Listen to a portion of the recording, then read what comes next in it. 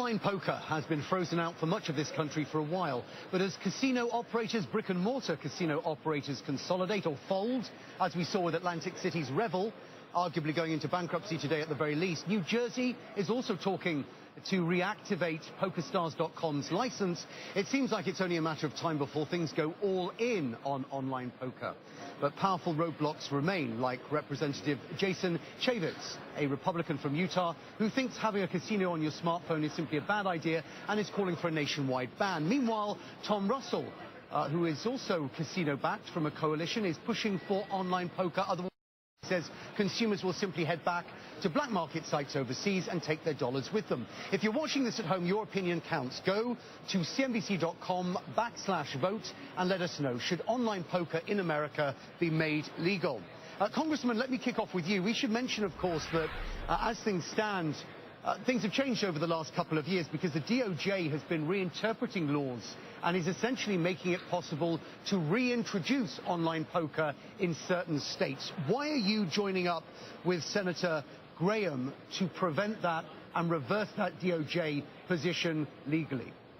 Well, for more than 50 years, the Wire Act prohibited the transfer of money for gambling purposes over wires. Both Democrat and Republican administrations had interpreted the Internet as being another function of the wire. For the Obama administration to just unilaterally, in one small document, a day and a half before Christmas, to say, no, they misplaced this comma, we do believe that the Internet is not wires and you can transfer money over the Internet for gambling purposes, we think is wrong. If you're for gambling and you want to have gambling on the Internet, then come to Congress and pass a bill. But let's not just have one person in the bowels of the Justice Department try to change this unilaterally. That's just wrong.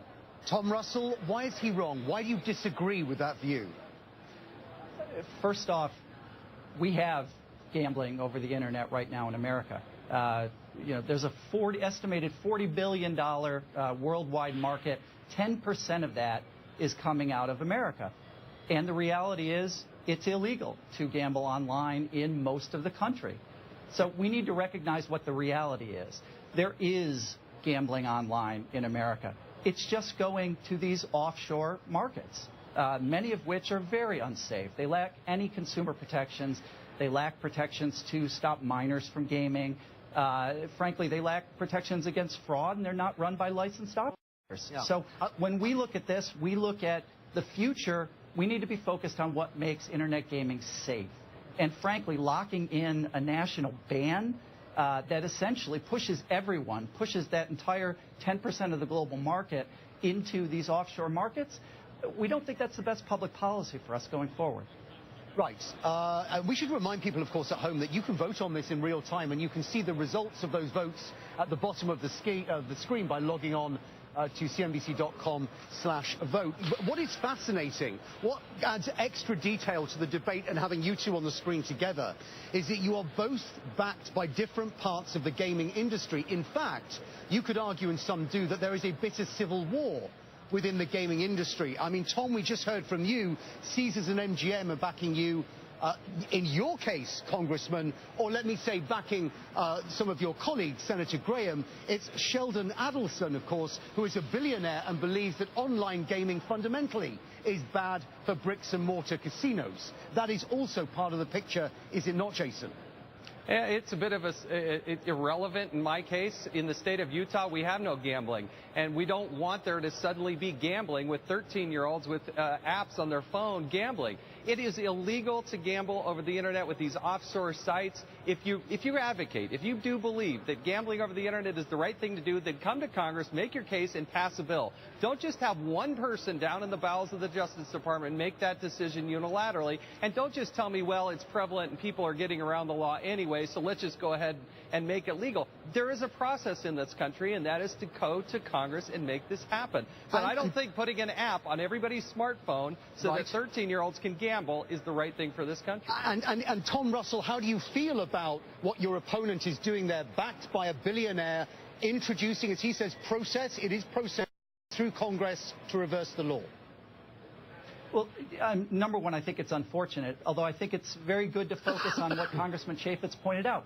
Utah does not allow any type of gaming. And frankly, All we're asking for right now is that states have the opportunity to make the decision what's right for them moving forward. Exactly. Now, that's why the one person should not just change the law. What you're advocating, what the Obama administration is doing, is going to force gambling into the state of Utah. That is not right. I believe that's that not RAWA, the case at all, Congressman. This is a states' rights issue, and that's why Restoring America's Wire Act is the right piece of legislation. That is absolutely not the right path forward. You talk about people in New Jersey, people in Delaware, people in Nevada, people in other states that have offered online products through their lotteries. You're going to go to people in New Jersey and say the consumer protections that you've put in place, the legal fair options that you've put in place for online gaming are going to be taken away, and those folks are going to be forced onto the black market again. You're going to do that in Nevada. You're going to do that in Delaware. It is clearly a heated debate. We thank you for your time. You've exposed a lot of the issues which cut very deeply for a lot of people. Tom Russell, thank you for joining us. Congressman Jason Chaffetz, thank you as well for joining us.